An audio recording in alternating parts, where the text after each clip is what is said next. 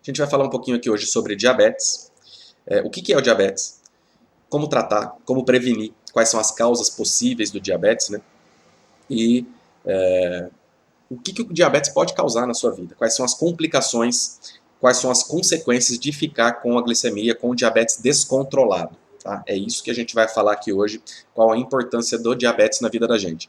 Do mesmo jeito que a pressão alta, a diabetes, eu duvido que tenha alguém aqui que não conheça ninguém que é diabético, não tem um parente diabético, um familiar, um colega de trabalho, um conhecido, não conhece um diabético na vida. Então, assim como a pressão alta, a diabetes é extremamente prevalente na população, tem muito diabético por aí. E a gente sempre, grande parte das vezes, tem um diabético perto da gente e a gente pode ajudar esses diabéticos, saber o que eles estão fazendo de errado, tentar orientar. É óbvio que a gente vai ficar dando pitaco na vida dos outros, né? Irritando todo mundo, não pode comer isso, não pode comer aquilo. Mas, dependendo do jeito que a gente fala, a gente consegue ajudar essa pessoa, orientar, mostrar que está fazendo errado, falar para ela quais são as consequências dos maus hábitos. Isso se a gente tiver intimidade suficiente, tiver abertura suficiente para fazer isso, né?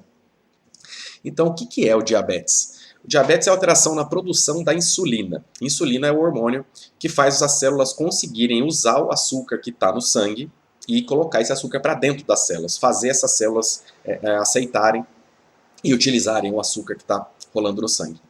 E o diabetes é quando o corpo não consegue fazer insulina suficiente, então ele faz pouco, ou ele não consegue fazer nenhuma insulina, não existe insulina na circulação, ou essa insulina não funciona corretamente. Então o corpo faz em quantidade adequada ou não, mas ela não funciona direito. Tá? Então o problema é a insulina. Falta diminuição ou falta de efeito. Tem, mas ela não funciona direito. Tá?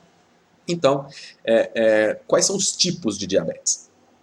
A gente sempre ouve falar tipo 1, tipo 2. Existem outros tipos, existem tipos diferentes de diabetes. Alguns nomes variam porque começam com idades variadas. O tipo 1 na infância, na adolescência, no adulto, os nomes são diferentes, mas basicamente é o tipo 1, é a falta de insulina no sangue. Então, os tipo 1 e tipo 2 que são absurdamente mais comuns, o tipo 2 é a enorme maioria dos casos, e são os dois que eu vou falar aqui. Tem o diabetes insípidos também, que é uma doença hormonal, um pouco diferente do diabetes, também falta de insulina, mas por motivos diferentes. O problema não é só o pâncreas, o problema é o sistema nervoso central. Então esse tipo de diabetes é doença grave, tem tratamento diferente, então eu não vou falar muito sobre isso aqui. Eu vou falar aqui sobre tipo 1 e tipo 2, que são os mais comuns. Tá? É nisso que a gente vai focar. E quais são as diferenças? O que é o tipo 1, o que é o tipo 2? Como que eu sei qual é o meu tipo? Faz diferença saber o tipo? Na prática, a diferença é pequena, você saber o tipo 1 e o tipo 2. Os tratamentos basicamente são iguais, são os mesmos. É insulina e alguns tipos de medicação, às vezes, para facilitar o efeito da insulina. E o tratamento não medicamentoso é com atividade física e nutricionista, para qualquer tipo também. Então, o tipo 1 e o tipo 2 não são muito diferentes, as consequências para o organismo no longo prazo acabam sendo as mesmas. Então, o tipo 1 é mais comum na infância, é uma doença autoimune, então o corpo não produz insulina, tá? E já começa desde pequenininho, costuma descobrir aí com uns 5, 6 anos de idade. E ausência de insulina, o corpo não produz insulina, é uma doença autoimune, o próprio organismo ataca o pâncreas, destrói as células beta do pâncreas, que são as células que produzem insulina, e essa pessoa fica sem insulina. A glicose fica boiando no sangue e não consegue entrar na circulação, tá? Então, esse é o tipo 1, não é tão comum. Tá? O tipo 2 é o mais comum de todos, é mais comum no adulto, também pode acontecer com crianças e adolescentes, mas é principalmente consequência de obesidade. O tipo 2, ele pode começar com intolerância à glicose, então o organismo já começa a reclamar, que é o pré-diabetes, né? A glicemia já começa a subir aos pouquinhos, ainda não está no nível de diabetes, mas já está alterada, até evoluindo com o tempo, sem cuidado, sem tratamento, sem mudança de hábito, sem mudança de alimentação, isso pode virar um diabetes mesmo, tipo 2, com o passar do tempo. Caso não sejam corrigidos, às vezes a gente pega na intolerância à glicose, ainda no pré-diabetes, e consegue até reverter o problema com mudanças de hábitos, que a gente vai falar um pouquinho mais aqui para frente. Então eu não vou falar muito dos outros tipos, tá? Tipo 1, ausência de insulina. Tipo 2, ou pouca insulina, ou efeito ruim da insulina, tem insulina, mas ela não funciona. E com o passar do tempo, esse tipo 2 também pode vir a depender de uso de insulina, né? O pâncreas ir se sobrecarregado e ficando cada vez mais fraco, produzindo cada vez menos insulina, até chegar um momento que ele para e não produz mais. Tá? Então, quais são as maiores causas? O tipo 1 é doença autoimune, é genética. O próprio organismo destrói as células do pâncreas e para de produzir insulina. Não tem muito o que fazer, isso vem da genética. Não tem nada que a pessoa possa fazer para evitar que isso aconteça. Se tem os pais diabéticos, existe uma chance maior de ter filhos diabéticos. Não quer dizer que vai, mas essa chance existe e é maior do que na população geral que não tem os pais diabéticos. Tá? Então, é a genética, principalmente. O tipo 2 também tem a tendência genética. Se os pais são diabéticos, a tendência é maior. Mas, principalmente, a obesidade. É a maior causa de diabetes tipo 2 em crianças, em adolescentes, em adultos. É a obesidade, o sedentarismo e a alimentação rica em carboidrato. A gente já falou um pouquinho aqui das dietas algumas aulas atrás. O problema não é só o carboidrato, é o tipo de carboidrato. Então, o arroz é um carboidrato, não é um grande problema. A batata doce, a mandioca, é óbvio que para o diabético que não pode com muito carboidrato, eles são problemáticos. Mas para quem não é, eles não fazem tanta diferença assim. O problema é o carboidrato refinado, o açúcar, os doces em geral, as massas, né, pão, bolo, biscoito, macarrão, torrada, tudo que tem farinha e que tem açúcar demais, vai prejudicar o diabético, aumenta o risco dessa pessoa ficar diabética. E o aumento de peso, principalmente. Por que o aumento de peso aumenta o risco de diabetes? Porque, principalmente, a gordura abdominal, a gordura que fica localizada na barriga, não deixa a insulina funcionar. Então, a pessoa produz insulina, o corpo tem insulina suficiente, mas ela não funciona. Então, o açúcar não consegue entrar nas células, porque a insulina, que é quem faz, que é a chave da célula para fazer o açúcar entrar e gerar energia, a insulina não funciona, não tem chave, a célula fica fechada e a glicose não entra. E a principal causa do tipo 2 é essa. E com o tempo, como eu falei, o tipo 1 é dependente de insulina desde o começo, normalmente, o tipo 2 não. Às vezes ele nem fica dependente da insulina, mas ele pode, dependendo da gravidade, quanto pior for o controle, quanto pior for o controle alimentar e de atividade física, maior a chance desse paciente, uma hora, precisar também de uso contínuo de insulina. Tá? Então o tipo 2 pode virar um tipo 1, por assim dizer. E como saber se eu tenho diabetes? Como é que eu faço o diagnóstico de diabetes? Adianta ficar fazendo o teste do dedinho toda semana? Tem paciente que doutor, eu meço meu açúcar toda semana, dá 98, tem hora que dá 130. Para quem não é diabético, não faz muita diferença, não tem por que ficar furando o dedo toda semana, gastando fitinha, aquela fitinha cara, se não for diabético. Aquilo a gente usa muito para quem já é, principalmente para quem usa insulina, que precisa ter o controle mais rígido, mais adequado da glicemia. Mas para fazer o diagnóstico, como que a gente faz? A gente faz através de exames de sangue. Deu uma balançada aí, né, gente? Foi meu filho de pelo que subiu na mesa aqui atrás. Quase derrubou o computador aqui. Mas fiquem tranquilos, não é terremoto. Estamos ao vivo aqui. Então, os exames de sangue que a gente pode fazer. Ó, já tem um aparecendo aqui, ó. Dá oi pro pessoal aqui, Agnes. Quer se esfregar em tudo aqui, gente. Vou ter que aguentar, paciência, pai, né? E o que a gente pode fazer? Quais são os exames disponíveis para a gente poder fazer o diagnóstico de diabetes? A gente tem a glicemia capilar, que é essa do dedinho, né? Que ela tira sangue dos vasinhos mais finos, dos capilares das mãos, dos dedos principalmente, que a gente usa.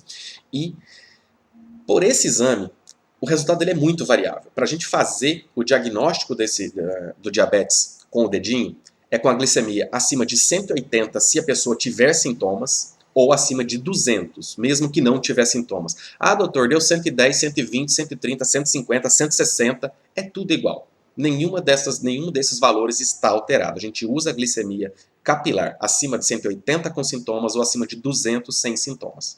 Nesses casos, são diabéticos. Tá? A pessoa que fez o exame é diabética.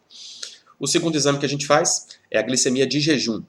Entre 8 e 12 horas de jejum, vai lá, colhe o sangue na veia, normalmente a gente faz a coleta na veia do braço, e analisa a quantidade de glicemia, a quantidade de glicose no sangue, que é a glicemia. Até 99, normal. De 100 a 125, pré-diabetes. De 126 para cima, diabetes. Em jejum, na veia, tá? Glicemia de jejum.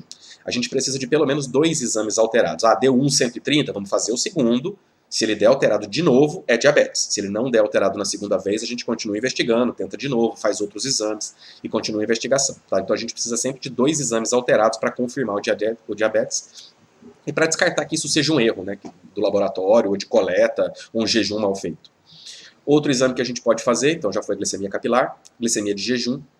Existe o teste de tolerância à glicose, que é, você chega no laboratório em jejum, faz uma coleta de sangue e toma uma solução de glicose, de 75 gramas de glicose. Isso vai fazer o açúcar subir no sangue. Subir até quanto? Isso é o mais importante. O seu corpo consegue evitar que suba demais? Ou o seu corpo não produz insulina, ou ela não funciona e isso sobe além do que deveria? Nesse exame, o teste de tolerância à glicose, o normal, a primeira glicemia vai estar normal, provavelmente, se não for diabético. Depois disso, são feitas mais 3 coletas, 30 minutos, 60 minutos e 120 minutos. Depois de 120 minutos, depois de 2 horas, então você vai ter que colher fazer a primeira coleta, tomar o açúcar e ficar lá no laboratório esperando durante 2 horas, pelo menos. Enquanto isso, eles vão fazer mais algumas medidas. Tá? No final da última medida, de 2 horas, o açúcar tem que estar abaixo de 140. Entre 140 e 200 pré-diabetes, acima de 200 você está diabético. Tá? Também vamos fazer 2 exames para fazer essa avaliação e confirmar o diagnóstico. E o exame que eu gosto mais, que é o que me dá mais informações aí sobre o paciente diabético, é o que eu prefiro fazer, é a hemoglobina glicada. A hemoglobina são as células de sangue, são as células vermelhas do sangue que carregam oxigênio, e algumas delas ficam com glicose grudada nela, uma hemoglobina glicada, uma hemoglobina com glicose grudada. Essas células elas duram mais ou menos uns 3 meses na circulação. Quando existe muita hemoglobina com glicose, quer dizer que esse açúcar ficou alto. Quanto mais alto ele tiver, mais hemoglobina vai ficar com açúcar grudado. Então, quanto mais alta ela tiver, mais açúcar tinha no sangue. Quanto mais baixinha ela tiver, menos açúcar tinha no sangue. Nos últimos 3 meses, que é o tempo de duração dessas células. Então, se tem muita célula com glicose grudada no sangue, quer dizer que nos últimos 3 meses tinha muito açúcar no sangue. Por isso que tem muita célula com açúcar grudado. Se tiver baixinha, quer dizer que nos últimos 3 meses não tinha muito açúcar. Então poucas células ficaram com açúcar grudado. Tá? Esse exame serve para fazer o diagnóstico e serve para fazer o controle. Tá? Para diagnóstico, até 5,6 de hemoglobina glicada é normal. De 5,7 a 6,4, pré-diabetes. De 6,5 para cima, diabetes. Tá? Para fazer controle, a gente gosta que o paciente diabético, o ideal é que o paciente diabético fique com hemoglobina glicada entre 6 e 7. Acima disso está descontrolado, abaixo disso está legal até, mas corre um risco um pouquinho maior de hipoglicemia. Tá? Então a gente tenta deixar esse paciente entre 6 e 7, quando já é diabético, quando está em tratamento. A gente usa para fazer o controle. Serve também, além do diagnóstico, para a gente fazer o controle. Então, por exemplo, o paciente que vem fazer um exame para mim, doutor, eu estou comendo super bem, estou passando na nutricionista, meu açúcar está ficando ótimo em casa. Aí você faz uma hemoglobina glicada dele, vem 12. É como se o açúcar dele estivesse ficando mais de 300 na média do tempo todo. Você sabe que ele está mentindo para você. O açúcar está vindo horroroso nos últimos 3 meses. E ele fala que está ótimo. Doutor, estou medindo, está ficando espetáculo. Só estou comendo alface. Então esse exame não deixa a gente ser enganado pelo paciente, principalmente. Né? Os pacientes que comem bolo todo dia, 2 dias antes do exame começa a comer só alface e vai fazer a glicemia de jejum.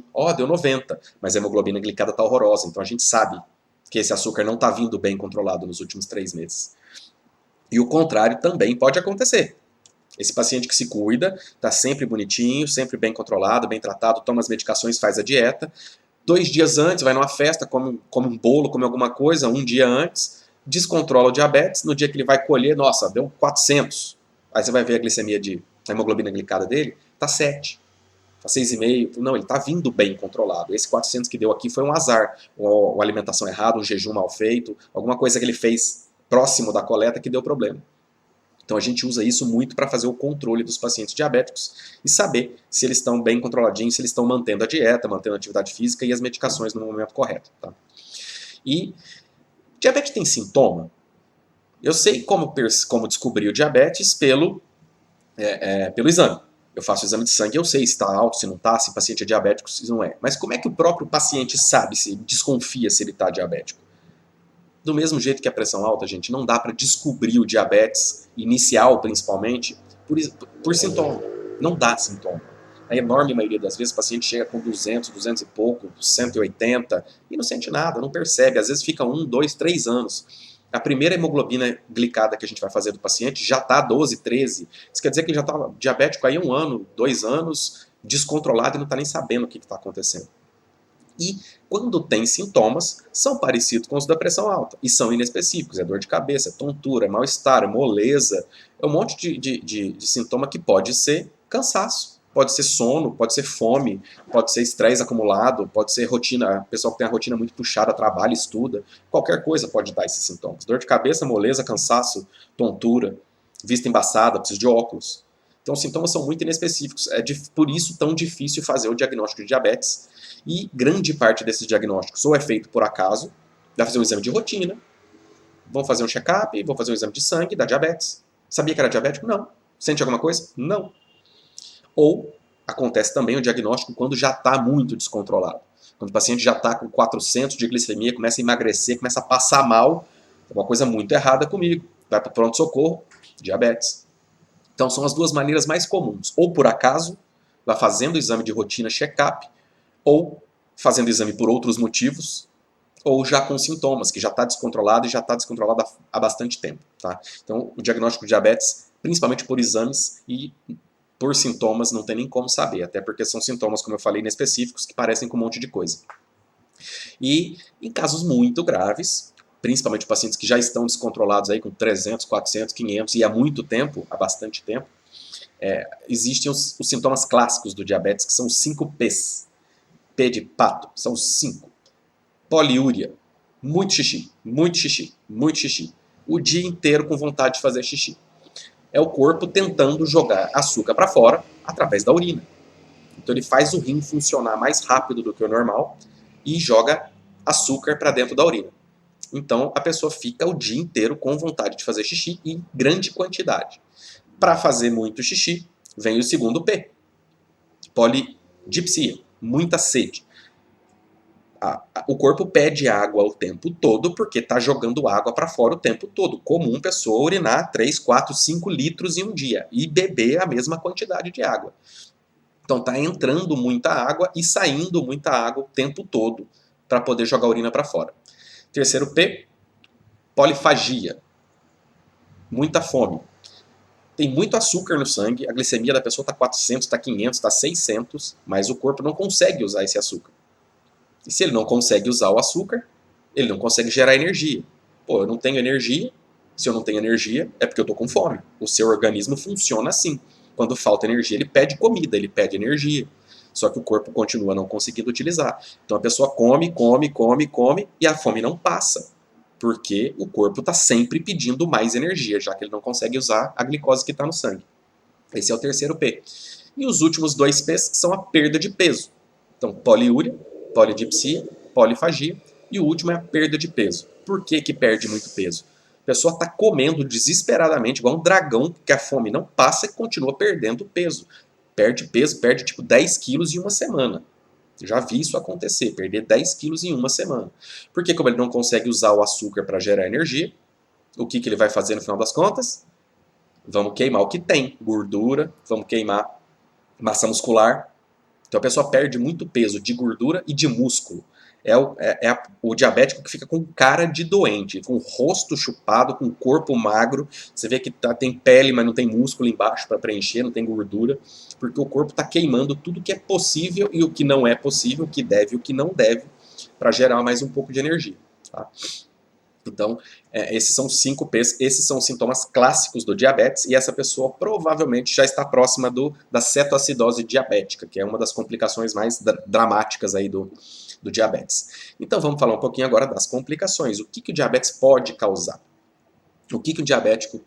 Por que eu preciso estar tão bem controlado? E por que isso vai gerar na minha vida de problemas, no final das contas, né? Se eu não tiver os cuidados, que são os cuidados necessários. A maioria das complicações do diabetes, elas são devidas à lesão de vasos sanguíneos. A insulina em grande quantidade no sangue, como eu falei antes, na aula de obesidade eu falei sobre isso também, O corpo, quando ele não consegue usar a insulina de maneira adequada, por exemplo, no pré-diabético, ele tem insulina, mas o corpo não usa, ele tenta usar, mas ela não funciona direito, porque as células não aceitam, elas ficam resistentes ao efeito da insulina. O que o seu organismo faz? O seu pâncreas começa a fazer? Vão produzir mais, não tem insulina. Ele não consegue detectar a insulina que já está no sangue. Ele detecta que a insulina não está funcionando, se não está funcionando é porque não tem. Vamos fazer mais. Então, às vezes, você vai fazer o exame de um paciente diabético, principalmente do pré-diabético, a insulina está mais alta no sangue do que deveria. Tem muita insulina no sangue. Você está sobrecarregando o pâncreas, então você aumenta a chance dele falhar mais para frente. E essa insulina em excesso na circulação, ela é inflamatória. A insulina aumenta a inflamação dentro dos vasos, aumenta a formação de placa de gorduras, aumenta a formação de depósito de gordura no organismo. Então a insulina em grande quantidade também é maléfica, ela atrapalha muito. E essa lesão dos vasos acontece no corpo todo. O diabetes não escolhe vaso para entupir, para lesar, para inflamar. Por isso que pode acontecer lesão no coração, no cérebro, nos olhos, nos rins, e a gente vê bastante também paciente perdendo o dedo, pé, perna por causa do diabetes. Tudo isso se deve a lesões vasculares. Então, a enorme maioria das complicações do diabetes são vasculares, inclusive a cegueira, as complicações oculares. O diabetes aumenta o colesterol ruim, aumenta triglicérides.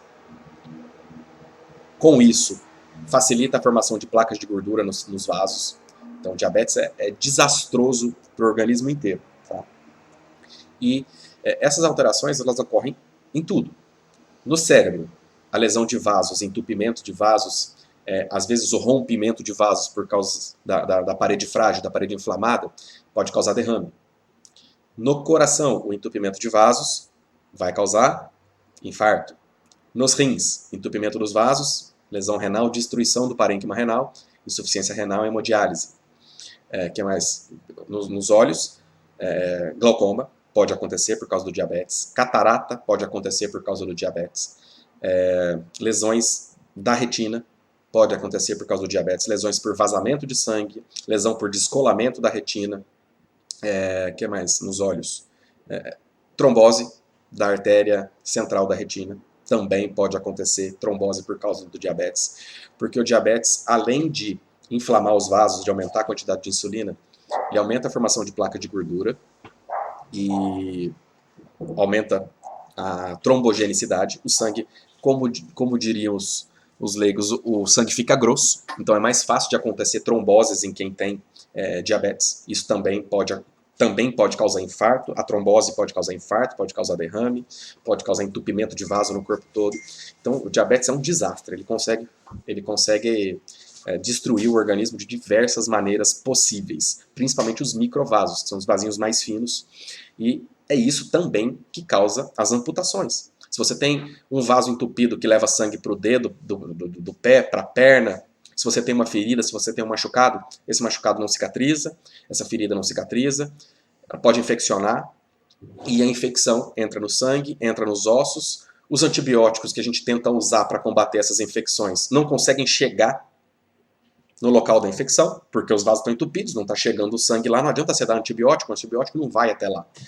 E chega um ponto que faz osteomielite, que é a infecção do osso, dentro do osso, aí da osteomielite para a morte, para uma septicemia, que é a infecção generalizada para a morte, é um pulo.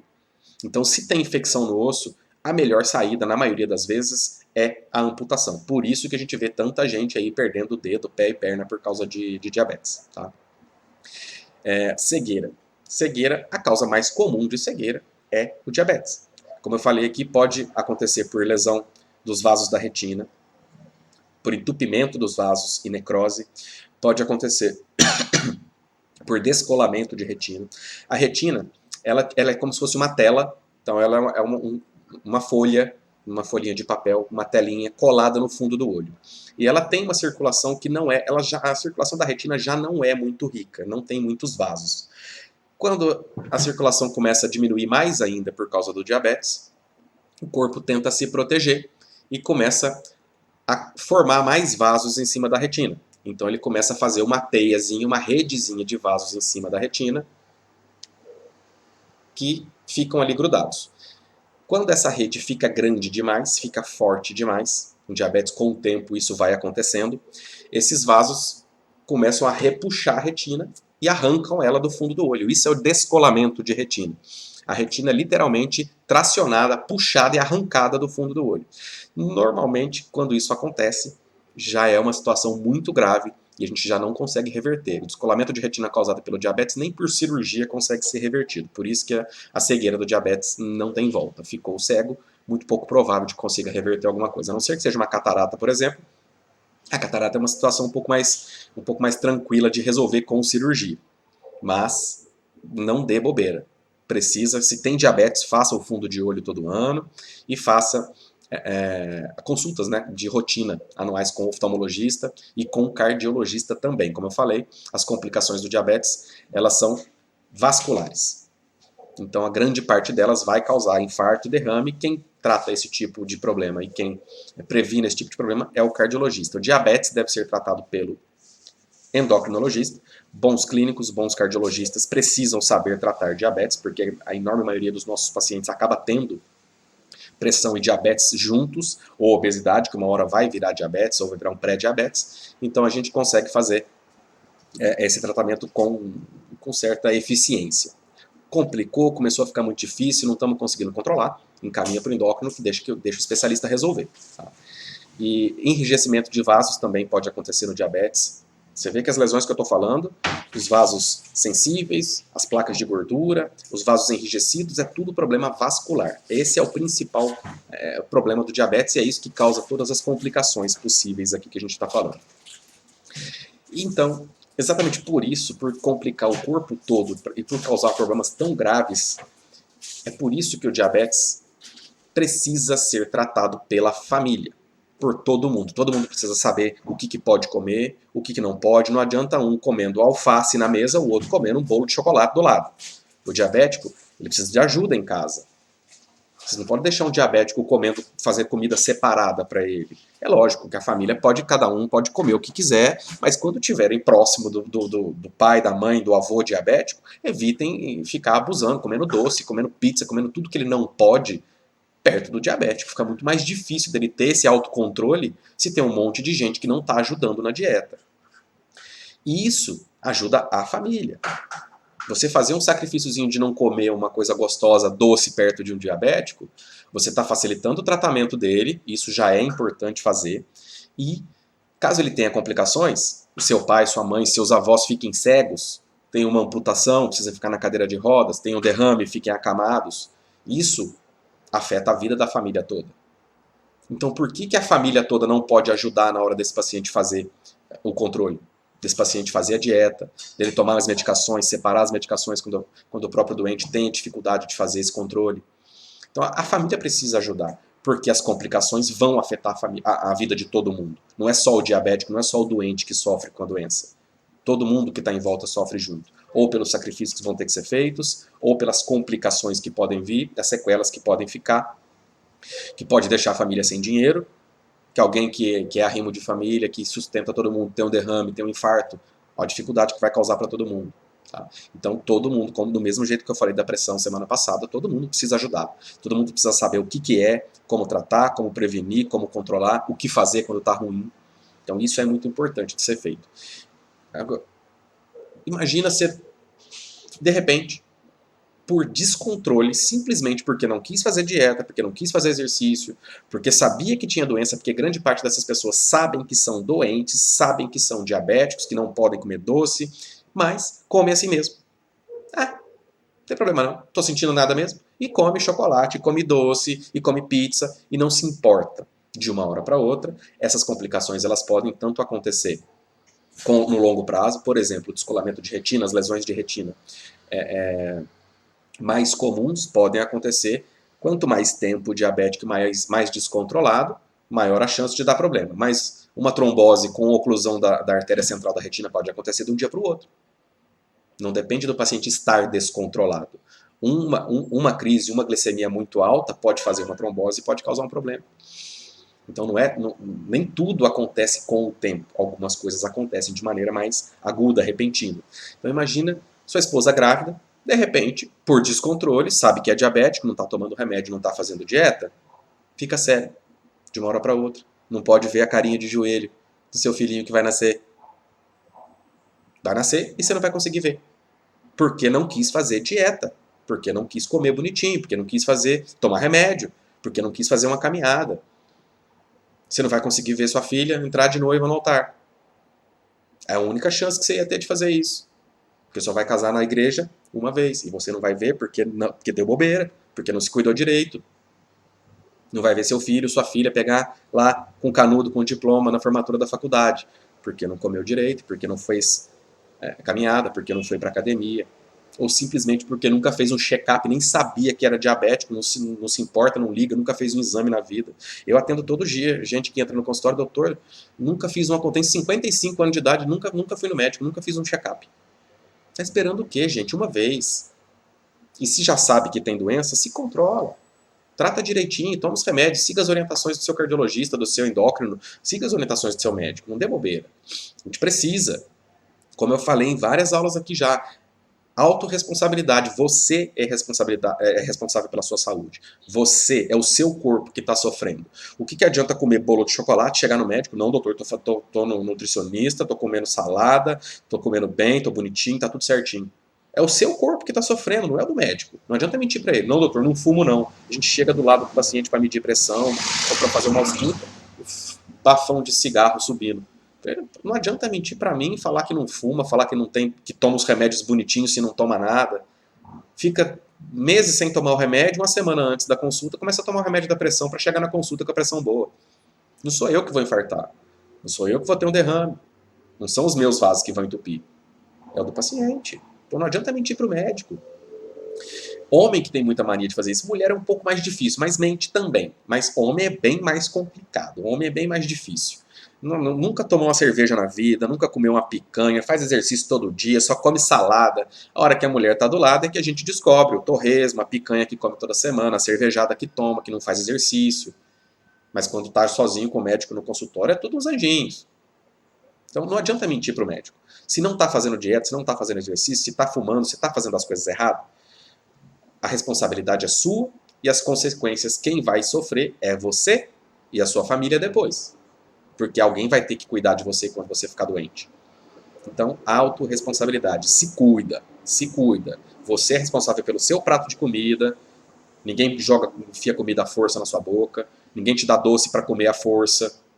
Vem cá, vou te obrigar a comer um chocolate agora. Ninguém faz isso. Então faça melhores escolhas, controle melhor a sua pressão, controle. Você vai perder um monte de coisa boa da vida numa cadeira de rodas, ou acamado, ou cego, ou com o coração arrebentado, não conseguir subir 3 degraus de uma escada, simplesmente porque não quis se cuidar direito.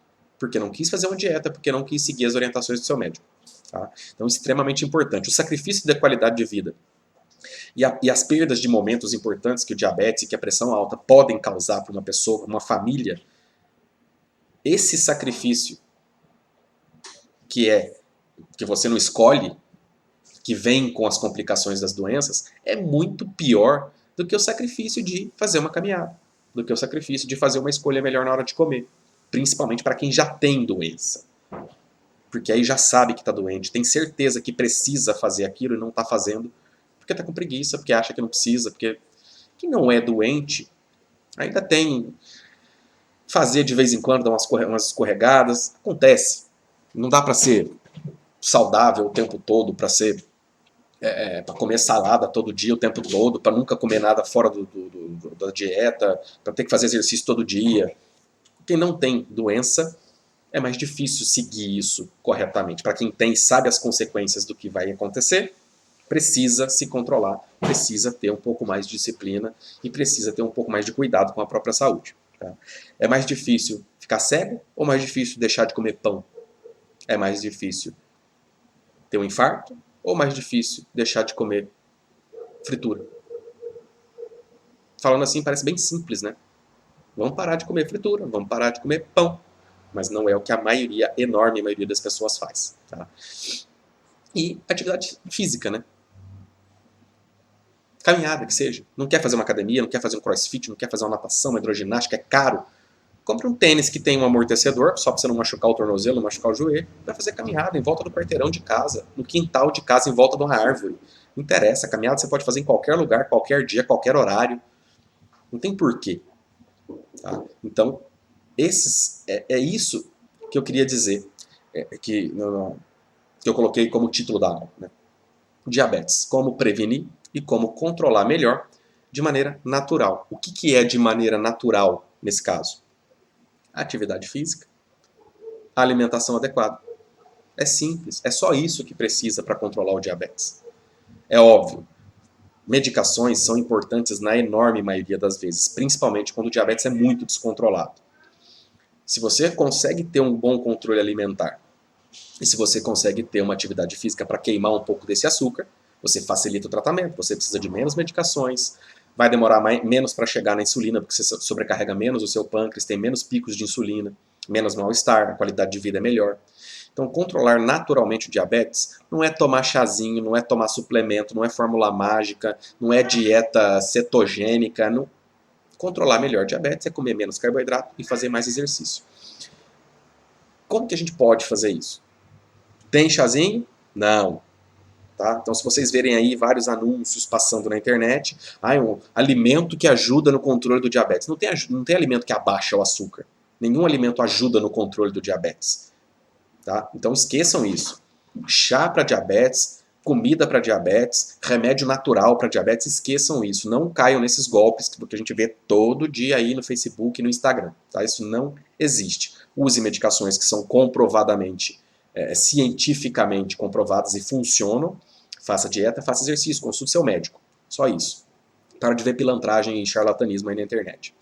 Quem conhece meu trabalho sabe que eu não fico falando aqui de coisinhas que não existem, não fico inventando fórmula, eu não quero ganhar dinheiro de vocês vendendo coisa que não existe, vendendo sonho, vendendo atalho, a dieta mágica para perder 10 quilos em 3 dias. Não existe, isso não existe. Tá? Então, vamos parar com isso aí, vamos prestar mais atenção no básico. Doutor, qual que é o melhor exercício que eu tenho para fazer? Você está fazendo pelo menos uma caminhada? Não. Então por que você quer saber qual que é o melhor?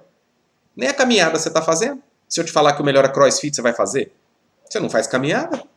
Então, pelo menos, faça o mínimo. O mínimo é uma caminhada e passar com o nutricionista. É só isso que precisa. Para de tentar dar um salto lá em cima se você não está conseguindo nem levantar o pé do chão. Vamos começar. O mais importante de tudo é começar. É o básico, não é o avançado. Tá? O que a maioria das pessoas quer fazer. Fica pensando em perder 30 quilos, mas não perdeu nem o primeiro ainda. Não consegue ficar um dia sem comer pão, como é que vai perder 30 quilos? Precisa começar. Começar. É o básico, é o mais simples de tudo na vida. Enquanto não adianta estudar, ler e não colocar em prática nada do que está vendo, nada do que está estudando. Não adianta treinar se você não vai competir, se você não vai fazer nada depois, se você não vai pôr aquilo em prática depois. Não tem sentido. Tá? Então, atividade física é bem-vinda qualquer um. Qualquer exercício é bem-vindo no diabetes. Diabetes, não importa o tipo do diabetes, inclusive tipo 1, tipo 2, eles vão se beneficiar pelos exercícios. Tá? Facilita o controle da glicemia, porque queima açúcar. Açúcar, a glicose, é combustível. Então, se você está fazendo exercício, está queimando glicose, está diminuindo a glicemia no sangue. Evita perda de massa muscular, melhora condicionamento físico, isso diminui risco de infarto, de derrame, de entupimentos de vasos, diminui colesterol ruim, aumenta o colesterol bom. Então, a atividade física ajuda o organismo como um todo, tá? Não só com o diabetes, mas com tudo, inclusive da parte cardiovascular, né? E para fazer caminhada, normalmente não tem muito problema, é um exercício de baixo impacto, de baixa intensidade. Para fazer atividades mais importantes, mais intensas, consulte seu cardiologista e veja se o seu coração tem capacidade, né? Se o seu coração tem saúde suficiente para fazer uma atividade física mais importante. A perda de peso facilita por quê? Extremamente importante em pacientes obesos, porque ela facilita o efeito da insulina. Então, se o paciente toma insulina ou se o organismo dele ainda produz insulina, e ele tem resistência, perdendo o peso, a resistência à insulina vai diminuir. Então, o efeito das medicações melhora, o efeito da insulina melhora, a necessidade de tomar insulina às vezes diminui com a perda de peso, a gente pode diminuir a dose da insulina, em alguns casos até tirar. Então, fora isso, a perda de peso vai diminuir colesterol, vai diminuir triglicerídeo, vai diminuir o risco de complicações cardiovasculares também, como o exercício. Então não é só bom para o diabetes, e é bom para qualquer tipo de diabetes. Independente do tipo 1 ou tipo 2, a perda de peso vai ajudar. O tipo 1, a maioria não é obesa. A maioria do tipo 2, sim, até porque a obesidade é a causa do diabetes. Né? Extremamente importante no diabetes, diminuir a ingestão de carboidrato. Se o corpo não consegue usar o carboidrato, a gente diminui a oferta de carboidrato. Come menos carboidrato, tem menos açúcar no sangue. Tá? Não precisa tirar, até porque praticamente não dá para tirar. Quase tudo que a gente come na vida tem carboidrato. Existe a dieta cetogênica, que é uma dieta com uma quantidade de carboidrato ridiculamente baixa, mas são dietas perigosas, principalmente para quem tem doenças, para pacientes idosos, para quem tem um organismo descompensado, descontrolado, pressão alta, diabetes. Isso não é muito saudável de fazer. Uma dieta difícil de seguir, causa muitos sintomas, eu falei um pouquinho sobre ela aqui na aula de dicas e estratégias de emagrecimento, mas a dieta low carb é uma dieta adequada para o diabético, não é todo mundo que consegue fazer também, a chegar na quantidade de carboidrato que é adequada para esse tipo de dieta, mas quanto menos tiver, melhor. Doutor, o que eu tenho que parar de comer na dieta low carb, na dieta cetogênica? Eu não vou te dizer isso. Quem vai te dizer isso é o nutricionista.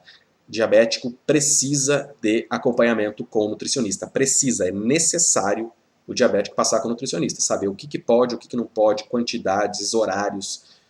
Tá? Então precisa... já estão me perguntando aqui o que come no lugar do pão. Pergunte para o seu nutricionista. Depende do seu organismo, depende do que você gosta, do que você não gosta, o que você tem disponível para comer. Quem vai passar dieta, dizer o que pode substituir o que, é o nutricionista, tá? Não é o seu médico. O médico não passa dieta. Tá? Mas assim, se o corpo não consegue utilizar, vamos tirar. Quanto menos carboidrato, menos o açúcar vai subir no sangue. Tá? Então, se o açúcar faz mal, para que eu vou pôr mais açúcar para dentro? É isso que você tem que pensar. Quando estiver comendo açúcar, eu sou diabético. Meu corpo não consegue usar isso aqui. Vou comer outra coisa. Procure outra coisa para comer. Tá? E a dieta do diabético não é tão simples assim. Por exemplo, tem frutas que são cheias de açúcar. É melhor do que comer um açúcar refinado, do que comer uma farinha, mas é açúcar. Então, algumas frutas que têm uma quantidade de um teor muito alto de açúcar não devem ser consumidas pelos diabéticos. Outras, consumidas mais em menores quantidades. Tá? Então a dieta do nutricionista não é simples, não é só isso. Vou tirar o pão, posso comer o que eu quiser, posso comer todas as frutas. Tem fruta que tem muito açúcar que não pode. Outra dica, essa aqui não é uma dieta, mas para você ter uma ideia do que o diabético pode evitar. Arroz é carboidrato? Macarrão também? Batata também? Farinha também? Aí você vai e faz um prato de arroz, feijão, batata, mandioca, macarrão. É tudo açúcar. Se encher o seu prato de carboidrato, você vai comer, isso vai entrar no sangue, vai disparar o seu diabetes, vai fazer pico de insulina, vai desandar tudo. Então não misture um monte de carboidratos diferentes no seu prato. Arroz, feijão, carne, salada. Evite a batata. Depois o macarrão, evita a batata e o arroz. Depois o arroz, evita a batata e o macarrão. Ou ponha pequenas porções de cada uma. Como se a quantidade que você ia colocar de arroz, você coloca um pouquinho de arroz e um pouquinho de macarrão. Junta as duas coisas como se fosse uma porção só, põe metade de cada um. Tá? Tapioca, o pessoal acha que tapioca é super saudável. Tapioca para o diabético é um desastre completo. Tá? Tapioca é pior do que comer açúcar. Então, diabético, por favor, não coma tapioca. O que eu posso comer no lugar? Pergunte para o seu nutricionista mais uma vez. Tá? Então, essa é a maneira natural de controlar o diabetes. Atividade física, perda de peso e diminuir o carboidrato da alimentação, tá certo? A gente não adianta se entupir de remédio se estiver comendo tudo errado e enchendo o corpo de açúcar. As medicações nem sempre resolvem o problema sozinhas, é igual pressão. Você vai, toma remédio de pressão, enche a cara de cerveja e um monte de tira-gosto salgado. Vai subir a pressão, independente do que você faça, ela vai subir. Não tem para onde correr, tá certo? E nos diabéticos tipo 1, o tratamento básico é a insulina, não tem jeito. A gente pode usar diversos tipos de medicações diferentes para o diabetes, como na pressão alta também, são vários tipos de medicação, cada medicação tem um tipo de efeito diferente, então medicações com tipos de efeitos diferentes no organismo. A do diabético tipo 1 basicamente é a insulina, ele precisa da insulina para sobreviver, porque o corpo dele não produz. Tá? Então são vários tipos de insulina diferentes, com tempo de início de efeito diferente, com tempo de duração de efeito diferente. Eu não vou falar sobre isso aqui, até porque não é minha área, eu não entendo muito desses outros tipos mais modernos de insulina, eu só uso as duas que são as mais antigas, a regular e a NPH, para os meus pacientes. Quando precisa de outros tipos, eu encaminho para o endócrino e deixo o especialista resolver. Tá? E eu não vou falar aqui muito, porque eu acho que não vai dar tempo. Se der tempo, eu vou falar aqui sobre a bomba de insulina, que é um aparelhinho que faz o papel do pâncreas no paciente com diabetes tipo 1. Tá? Mas eu acho que vai, se der tempo, no final, eu falo um pouquinho. Nos diabéticos tipo 2, a insulina é o fim da linha. Tem um monte de tipo de medicação diferente. Se precisar, uma hora vai chegar na insulina, a gente vai usar. Tá? Mas grande parte das vezes não precisa, a gente consegue controlar com medicações. Então, cuidado com o que eu vejo muito nos postos de saúde, dos pacientes que vêm para mim do posto de saúde, é que o pessoal do posto de saúde só usa remédio de graça, só passa o que tem de graça no posto. Só sabem usar glibenclamida, metformina e glicazida, e insulina. Saiu desses três, vamos usar insulina. Tem um monte de medicação diferente, mas elas têm um preço, elas são um pouquinho mais caras do que essas mais antigas, que são as mais comuns de utilizar, mas às vezes, muitas vezes, eles entram com a insulina, porque ou não sabem usar as medicações mais recentes, ou acham que o paciente não tem dinheiro para comprar a medicação, ou nem pergunta. Simplesmente não passa porque deduz que o paciente não tem dinheiro para comprar. Vem para o consultório, você usa insulina? Não. Já tentou usar outras medicações? Não. Usei aquelas duas lá e passaram para insulina. Ó, vai custar tanto por mês, mais ou menos, essa receita com isso, isso e isso, com essas medicações diferentes. Quer tentar usar e a gente tentar tirar a insulina? Quero, pelo amor de Deus, não quero insulina, não gosto de insulina. Doutor, me passa outra coisa. A gente passa e diabetes controla sem a insulina, com outras medicações. Então isso pode acontecer. Eu tento, quando é possível, quando os pacientes não são diabéticos há muito ano e não são realmente dependentes da insulina, que o organismo ainda produz, eu tento tirar a insulina e colocar medicações diferentes para esses pacientes. Tem medicações que aumentam o efeito da insulina, tem medicações que aumentam a produção de insulina quando ela é insuficiente. Às vezes a gente consegue forçar um pouco o pâncreas e fazer ele produzir mais insulina. Tem medicações que melhoram a ação da insulina e diminuem a produção de glicose pelo fígado. Quando o açúcar começa a cair no sangue, o fígado começa a produzir açúcar e jogar na circulação. E tem medicações que fazem o fígado diminuir essa produção. Então, além do remédio ajudar a insulina a funcionar e o açúcar cair, ele evita que o fígado produza muita insulina, muita glicose e que ela suba no sangue. Tá? Tem medicações que fazem sair mais açúcar pela urina, faz o organismo despejar a glicose para fora pela urina. Tem medicações que aumenta a secreção de insulina, diminui o tempo de esvaziamento do estômago, diminui o tempo de passagem, ou melhor, aumenta o tempo de passagem do alimento pelo intestino. Então a pessoa come menos, a pessoa fica mais tempo sem fome, isso ajuda a perder peso, ela está comendo menos, está ficando sem fome, então ela está perdendo peso.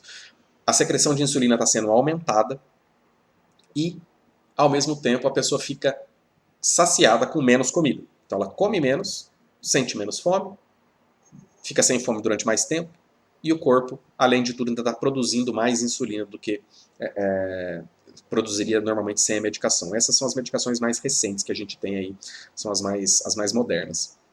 E tem alguns remédios que diminuem a absorção da glicose no intestino.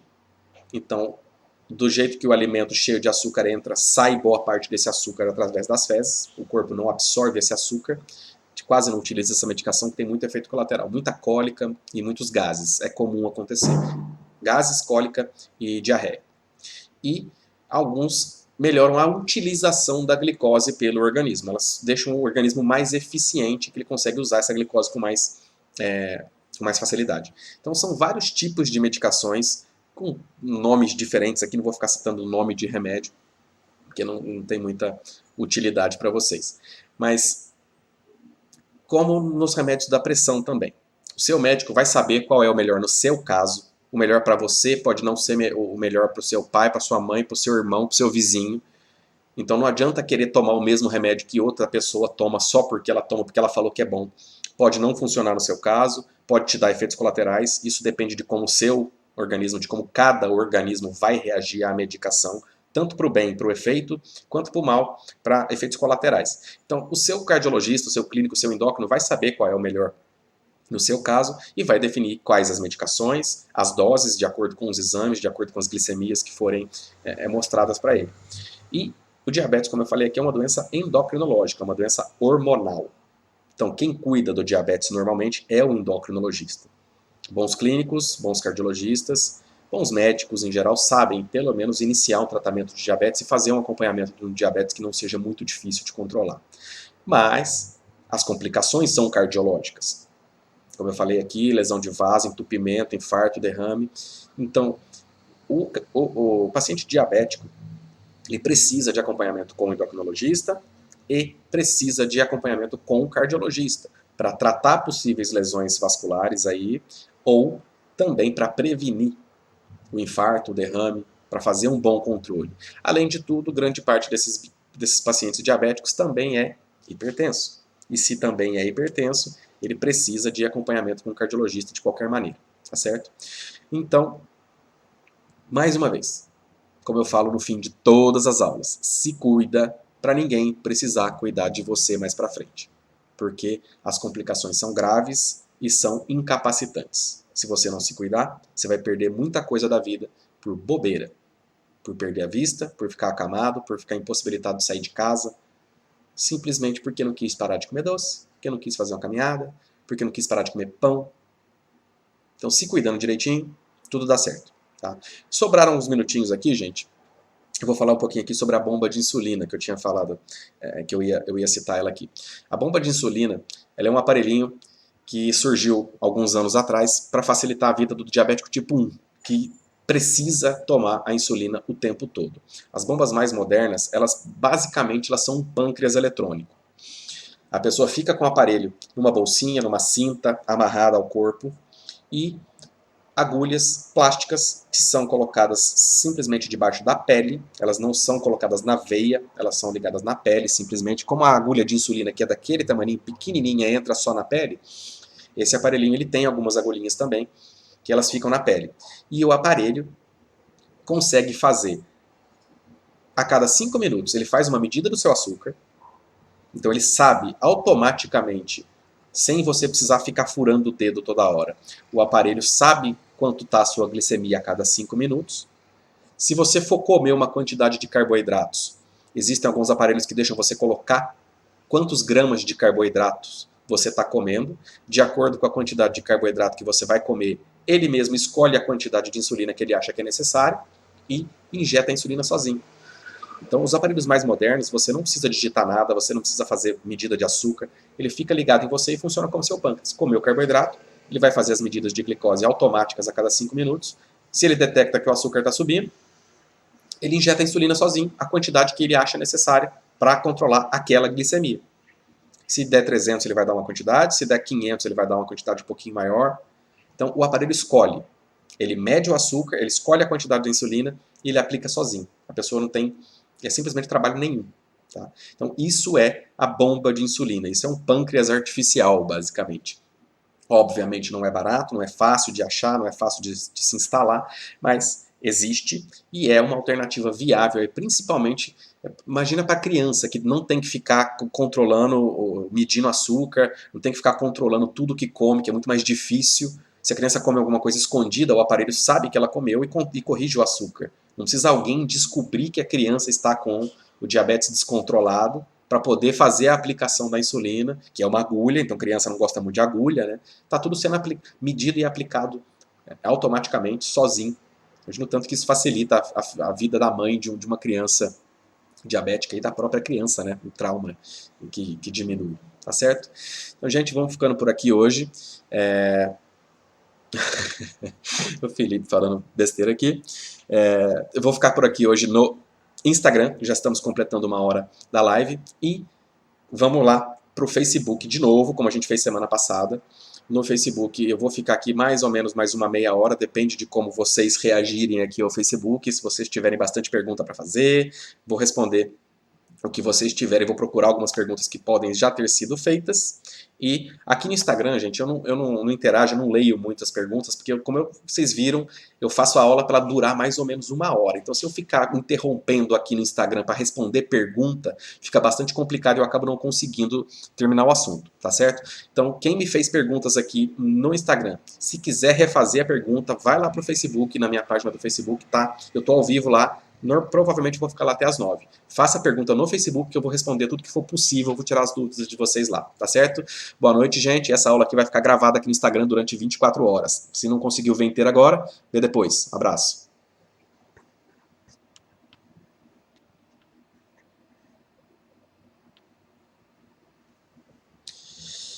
Vamos continuar aqui no Facebook, pessoal. Eu vou procurar algumas perguntas aqui para responder para vocês. Lembrando que eu não posso e não vou responder sobre medicações específicas. Doutor, eu tomo isso, tá certo? Doutor, meu açúcar tá assim, tá bom? Então, eu não vou falar sobre coisas específicas, sobre casos de pessoas específicas aqui, tá? Então, eu vou responder as perguntas de forma geral, de maneira mais completa aqui, que abranja tudo, tá? Sem ficar falando sobre medicações de cada pessoa, se um remédio é bom, se não é. Como eu falei antes, é bom para um, não é bom para o outro. É bom num caso, não é bom no outro, tá? Então, vamos responder aqui o que for possível. Que Glória Gomes, lá no comecinho da aula, falou que tem um sobrinho que é criança e diabético, provavelmente diabético tipo 1, usa insulina e tem dia que está muito alta. E crianças, Glória, difícil é controlar a alimentação, né? A criança tem vontade de tudo, pega as coisas escondidas, come na casa de amigo. Então, para a criança, realmente, imagina a criança vendo os amiguinhos comer tudo, elas não têm a consciência que a gente tem do problema, do que vai acontecer, do que é a doença, do que pode e o que não pode. A criança não tem essa consciência. Adulto que tem essa consciência já não faz a dieta direita, já não faz o que a gente pede para fazer, imagina uma coitada de uma criança. Então é bem difícil. Então, o controle alimentar da criança em casa é mais fácil de fazer, porque os pais estão controlando a comida. Fora de casa é bem mais complicado. Os pais dos amiguinhos dele, os coleguinhas, todo mundo tem que saber que ele é diabético, que ele não pode comer isso. Tá? Porque mais criança é mais difícil. Eu não lido muito com esse tipo de criança, de problema. Primeiro, porque eu não atendo criança. Segundo, porque eu não sou endocrinologista. Então, esses diabéticos não vêm para mim, vão para o endócrino. Tá? Mas criança realmente é um pouco mais complicado, porque não sabe o que está acontecendo, não sabe o que está fazendo, não sabe o mal que isso vai fazer. A criança não pensa como é que vai estar daqui 30 anos. O adulto tem essa capacidade e mesmo assim não faz. Imagina a criança.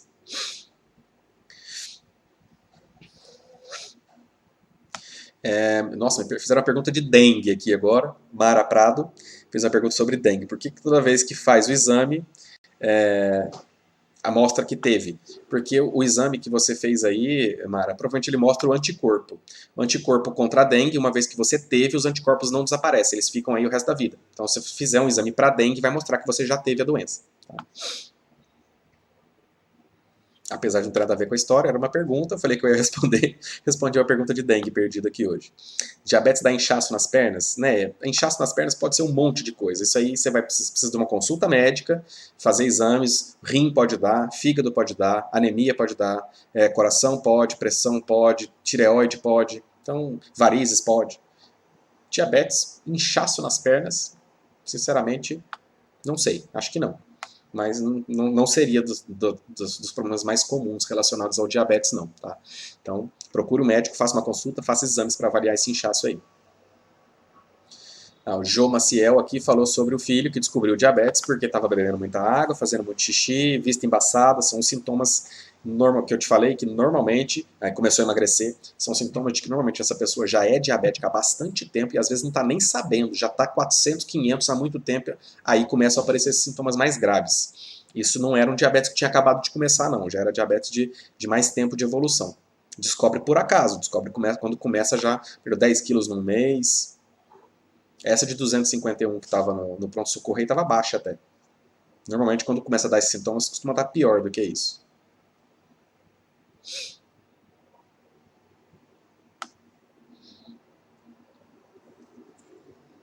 Mara. Mara Silveira aqui, dizendo que horror, tem diabetes e não sabia que é assim. Grande parte das pessoas não sabe o que diabetes pode causar no próprio organismo, por isso que não liga, por isso que não toma os remédios, por isso que não faz a dieta, porque acha que, não estou sentindo nada, não vai ter problema. Não sabe que vai infartar, que vai ter derrame, que vai ficar cego. E às vezes sabe, mas não se preocupa. porque nunca tentou se colocar nessa situação. O que aconteceria? Como eu me sentiria? O que eu perderia na minha vida se eu ficasse cego? O que eu perderia se eu tivesse um derrame? Isso é importante saber. Isso é importante, você tentar imaginar como seria a sua vida naquela situação. Aí você começa a ter medo da doença, medo do problema. Nossa, se eu ficar cego vai ser ruim assim, assim, assim, minha família vai ficar assim, assado. Você começa a pensar nas consequências do que você está fazendo, as coisas começam a mudar, começam a ficar um pouco mais claras na sua cabeça e facilita que você faça essas escolhas melhores aí na hora da alimentação, na hora do exercício, né? Lucilene, sintomas da doença, eu já falei ali durante a aula toda, depois dá uma olhadinha lá no meio da aula que tem os sintomas. Na maioria das vezes não dá, principalmente nos diabetes que são mais recentes. Quando está muito descontrolado é que começam a aparecer os sintomas ou quando já tem complicações. Tá? São 5 P's que eu falei durante a aula. Se você não pegou essa parte, dá uma olhadinha depois lá, assiste completa. Tânia Ribeiro, meu marido tem diabetes, não anda mais, está cego, vocês estão vendo que eu não estou brincando.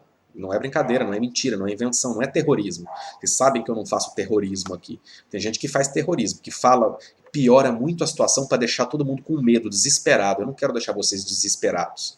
Eu quero deixar vocês conscientes do que pode acontecer e explico que para evitar que isso aconteça não é tão difícil assim. Tá? Já teve 2 infartos, um derrame e um aneurisma. Então, grande parte das vezes a culpa é do próprio paciente. A doença pode não ser culpa do paciente, o descontrole, grande parte das vezes, é. Existem pacientes que não melhoram, você dá medicação, dá insulina, é difícil de controlar e não resolve, mas boa parte deles, se tomasse as atitudes que têm que ser tomadas, estaria melhor hoje do que está. Não conheço seu marido, não sei se ele se cuidava, se ele não se cuidava, mas está aí um exemplo claro do que o diabetes pode fazer. É um relato real aqui, não sou eu que estou inventando para vocês. Ela mesma acabou de falar aqui, ó, o marido era assim, achava que nunca ia acontecer nada. Acha que nunca vai acontecer nada, até acontecer.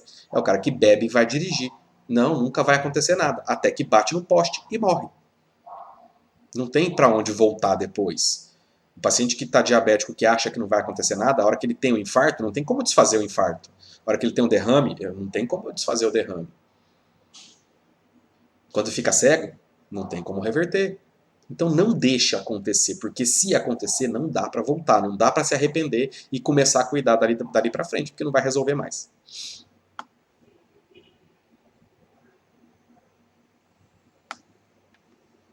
Reinaldo Zeni aqui, parabéns, parou de fumar, muito bom. Com certeza foi a melhor coisa que você fez na sua vida. Além do gasto, da saúde que você deixou de perder aí, das complicações que você está evitando, melhor coisa com certeza. Rejane Caldeira aqui, o que devemos evitar comer para não desenvolver diabetes? Falei durante a aula também. O principal, Rejane, é carboidrato. Precisa diminuir a quantidade de carboidratos que está comendo. Tá? Farinhas, pão, bolo, biscoito, macarrão, torrada, biscoitos, pizza, tudo que tem massa, que é massa, que tem farinha branca, é açúcar. Tapioca é um desastre para o diabético. Bateu no estômago, vai para o sangue rapidinho. Então, carboidratos em geral, quanto menos, melhor. O que eu posso comer? Qual a quantidade que eu posso comer? Varia de uma pessoa para outra. Quem vai orientar a medicação específica no seu caso, em cada caso, é o nutricionista. Tá certo? Não se esqueçam disso. Quem vai fazer a dieta do diabético, quem vai orientar o que comer, quando comer, quantidade que vai comer, é o nutricionista.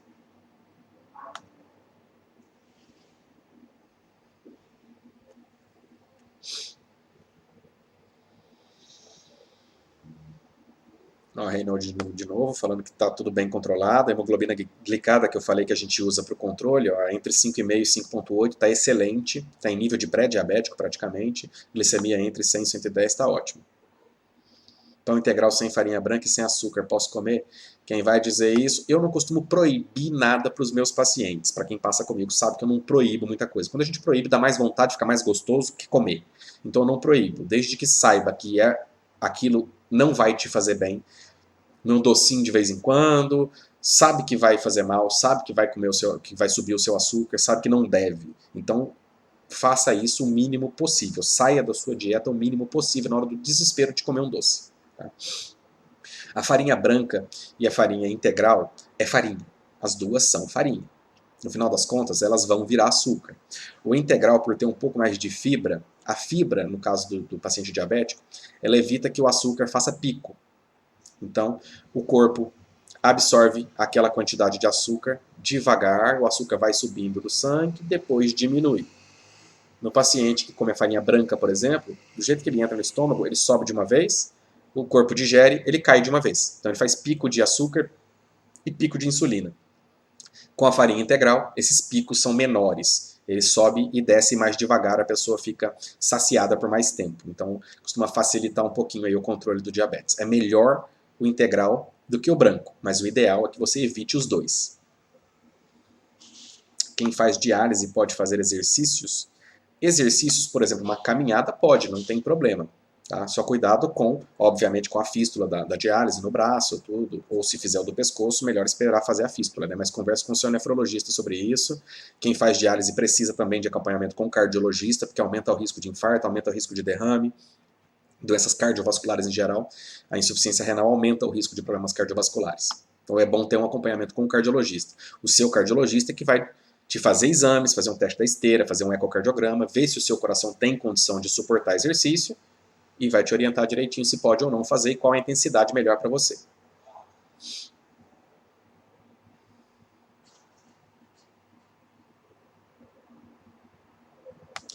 A Irena Assunção perguntou aqui se é considerado diabetes e precisa de medicação com 117 de glicemia.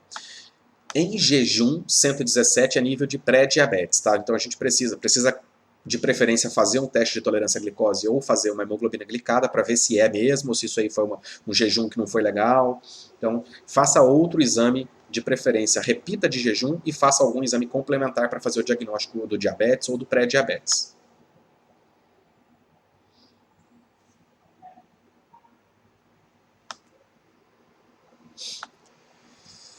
Tem pré-diabetes, já mudou a alimentação, Cleusa está sempre presente aqui na pressão, no diabetes, sempre mandando perguntas, fazendo exercício físico, musculação, funcional, caminhada. A Cleusa é exemplo de paciente. Tem a Neuza falando que só passa um remédio do posto para ela, procure um endocrinologista particular para te passar medicações de qualidade melhor, que tenham um efeito mais adequado para o seu organismo. Se estiver ficando bem controlado com os remédios do posto, não tem problema. Continua com os remédios do posto. Se eles estão funcionando, fica com eles. Está pegando de graça, não está gastando, está ótimo. O problema é quando está usando eles e não está funcionando. E fica brigando, aumentando e não consegue trocar os remédios. Francisca Costa, firme e forte amando a aula.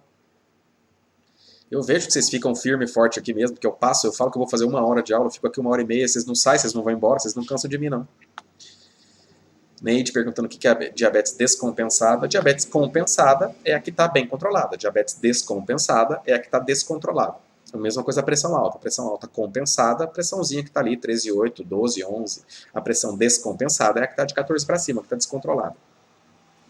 Doutor, por que depois de um churrasco dá aquela fadiga? Pode, aí depende, Luciano. Se você tem pressão alta, pode ser a pressão que subiu. Se você tem diabetes, pode ser o diabetes que subiu.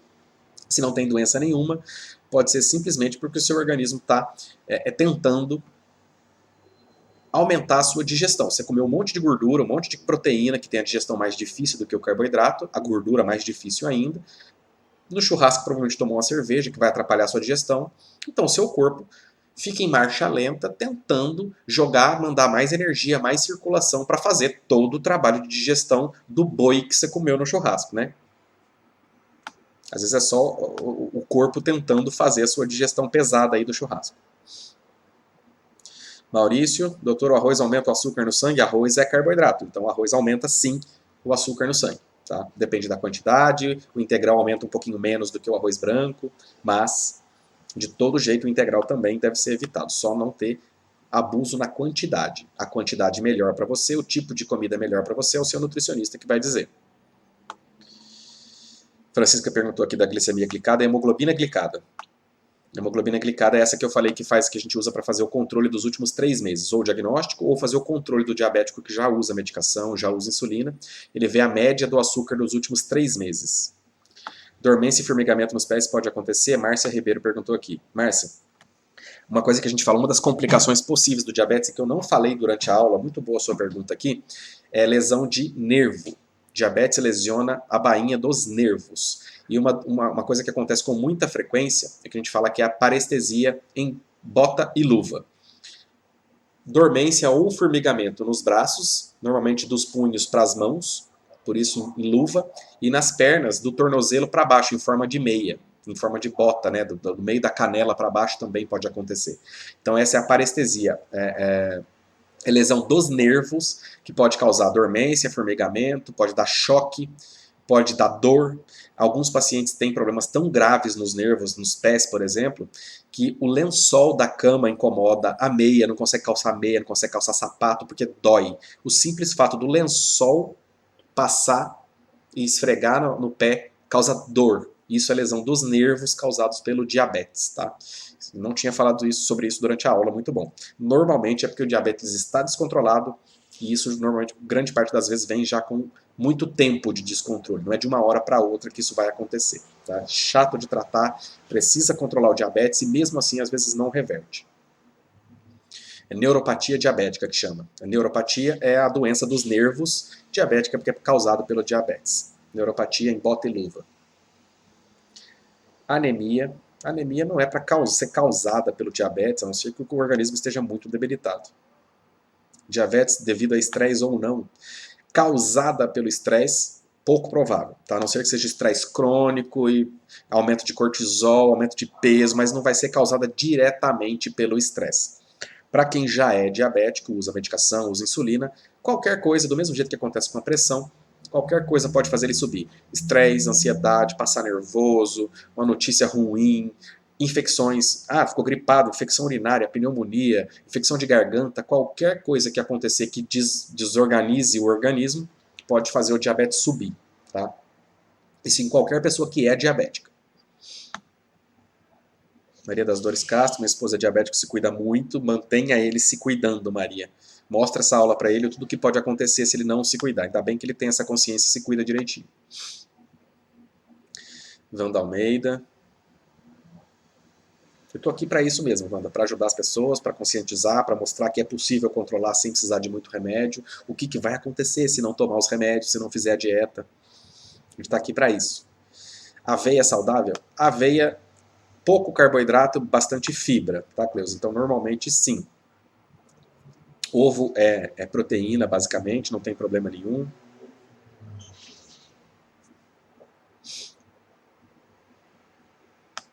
Glicemia deu 115, está pré-diabética. A glicemia de 115 é nível de pré-diabetes. Repita o exame, faça uma hemoglobina glicada, que é a Raimunda Cândida que falou, para ver se realmente é pré-diabetes ou se foi um jejum mal feito, por exemplo, ou se foi um exame que não deu muito certo aí. Diferença entre pré-diabetes e diabetes, Bernadette. Pré-diabetes, o organismo já começou a reclamar do açúcar, ele já não lida bem com o açúcar, ele já começou a subir no sangue, a insulina já não está funcionando corretamente, mas ainda não chegou no nível de diabetes. Dependendo do caso, a gente nem precisa usar medicação, às vezes só de corrigir os hábitos e perder peso, o pré-diabetes volta ao normal. A maioria das vezes, quando já está diabético, é mais difícil de reverter sem medicações, é mais difícil de reverter e de controlar sem medicações. No pré-diabetes é mais fácil de controlar sem remédio, é possível e até reverter. Pré-diabetes é o corpo já reclamando do açúcar, mas que ainda consegue usar. Neide fazendo a dieta direitinho, ótimo, mantenha a dieta, ajuda com colesterol, pressão, diabetes, com tudo, tem nada que melhora. Tinita Bragança, a insulina faz engordar? Insulina aumenta, pode facilitar o depósito de gordura se tiver com a alimentação descontrolada, mas o que acontece muitas vezes, Tinita, não é que a insulina engorda, é que o paciente diabético descontrolado está emagrecendo por causa do diabetes. Quando você começa a usar insulina e o diabetes fica controlado, o corpo começa a se recuperar e a pessoa começa a ganhar peso. Então tem que ver se é ganho de peso ou se é recuperação de peso que foi perdido por causa do diabetes. Tá? Isso é difícil da gente conseguir ver assim a distância. Né? Isso com a consulta, sabendo como o paciente era antes, como ficou depois. A insulina até pode fazer engordar sim, mas grande parte das vezes é porque perdeu peso pelo diabetes e está recuperando. Wanda Almeida, sinto dor quando vou andar de joelho para baixo, não aguento fazer caminhada. Isso pode ser fraqueza muscular, pode ser falta de sangue, pode ser por entupimentos, aí depende da sua saúde como um todo, Wanda. Não dá para te dizer o que, que é, o que, que não é, sem te conhecer, sem fazer exame, sem te examinar. Procure um ortopedista ou um vascular. Primeiro procure um clínico, um bom clínico, que você saiba aí se tem algum clínico bom na região. Procure um clínico para ele tentar, pelo menos, ter uma ideia melhor do que pode estar causando, se é vascular, se é ortopédico, e depois ele te encaminha para onde ele achar que é mais adequado para fazer o seu tratamento. Retinopatia diabética é o problema principal da retina causado pelo diabetes. Estando bem controlado, sendo pego no começo tem tratamento, tem algumas aplicações de injeções que dá para fazer na retina para melhorar e para evitar que isso piore muito rápido, mas o principal de tudo é manter o bom controle do diabetes para a retinopatia não evoluir muito rápido. Francisca, quando o cortisol é considerado alto, não existe medida de cortisol desse jeito que o pessoal faz aí, tá, Francisca? Se a gente suspeita de alguma doença que pode causar aumento ou diminuição de cortisol, a gente faz o exame. Fora isso, não tem por que dosar cortisol. Não é necessário, se não suspeitar de doença que cause alteração de cortisol. No estresse, o cortisol fica mais alto do que o habitual, mas não é porque ele está muito alto, não tem que ficar medindo o cortisol não, tá? Esquece isso.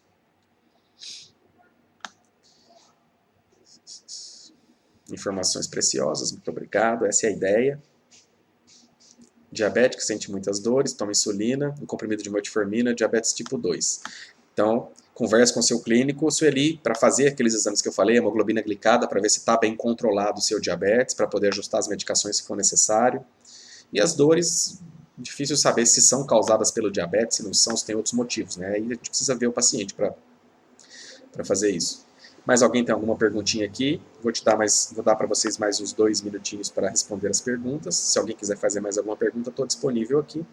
Hoje a gente acabou só com 1h15. Vocês tiveram menos perguntas do que tiveram na aula da semana passada da pressão alta.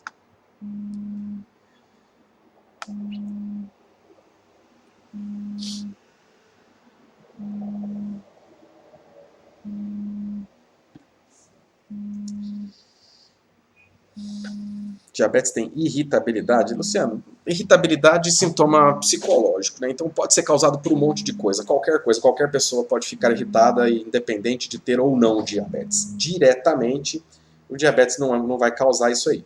Tá? Mas só por querer comer um doce e não poder, ele já vai ficar irritado. Gente, muito obrigado mais uma vez pela presença de vocês aqui. Vocês estão me aguentando aqui toda semana na quarta-feira durante 1 hora.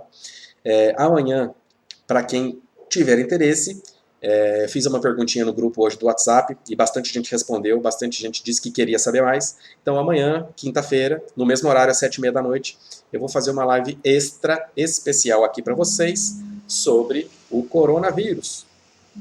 Tá todo mundo morrendo de medo do tal do coronavírus, então amanhã eu vou falar sobre ele um pouquinho aqui para vocês, o que é verdade, o que não é, quais são as preocupações que a gente tem que tomar com o coronavírus nesse momento. Tá todo mundo morrendo de medo e sem necessidade, tá certo? Tá pegando um monte de gente, é uma pandemia, tá no mundo inteiro, tem algumas pessoas morrendo, mas a gente tem doenças aqui que matam, dengue, chikungunya, febre amarela, tem um monte de problema e tá se preocupando com coronavírus. Então vamos preocupar com outras coisas, vamos preocupar com pressão, com diabetes, com bom controle e esquecer de não ficar vendo terrorismo no WhatsApp, terrorismo na internet, na televisão, tá certo? Muito obrigado. Acho que deixa eu ver se chegou mais alguma perguntinha aqui para responder para vocês. Hemoglobina glicada 5.7. 5.7 é o primeiro pontinho do pré-diabetes. Ela diz, se é diabética, 5.7 está ótimo, está muito bem controlado. Se não é, isso aí é o primeiro pontinho do pré-diabetes. Açúcar mascavo ajuda no controle do açúcar? Açúcar é açúcar, Creuza, não interessa qual é. Se é açúcar cristal, açúcar refinado, açúcar mascavo, açúcar demerara, açúcar orgânico, açúcar é açúcar. Ele vai entrar na circulação e vai subir a glicemia, não importa. É a mesma coisa do hipertenso trocar o sal pelo sal do Himalaia. É sal, vai subir a pressão de qualquer jeito. Só é mais caro. Ansiedade dá diabetes. Para quem é diabético, dificulta o controle, tá, Rita? Para quem é diabético, no momento da ansiedade, ele pode causar descontrole, mas ela não causa o diabetes diretamente. Diabetes da minha mãe, durante o dia 196, durante a noite cai muito para 70. O que pode estar acontecendo? Não conheço a sua mãe, Taimara. Isso eu não consigo responder apenas com essas informações que você me passou. Depende da alimentação, depende do peso, depende de todas as medicações que usa, do horário que usa, da quantidade que usa, se usa insulina, se não usa, das doses.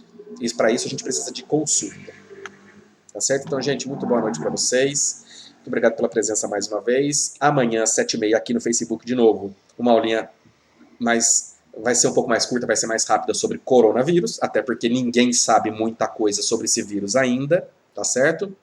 E vou avisar vocês aqui antes da aula de amanhã. Não acreditem em receitas mágicas que virem na internet sobre coisas para prevenir coronavírus, chá e suplemento, e nada previne coronavírus. Ninguém nem sabe ainda de onde veio essa porcaria desse vírus e como é que ele se comporta, tá certo? Então não acreditem em fórmulas mágicas, em suplementos, em remédios, em vitamina D, nada pode ser vendido como se fosse tratamento ou prevenção para coronavírus. É enganação, estão tentando tomar o seu dinheiro.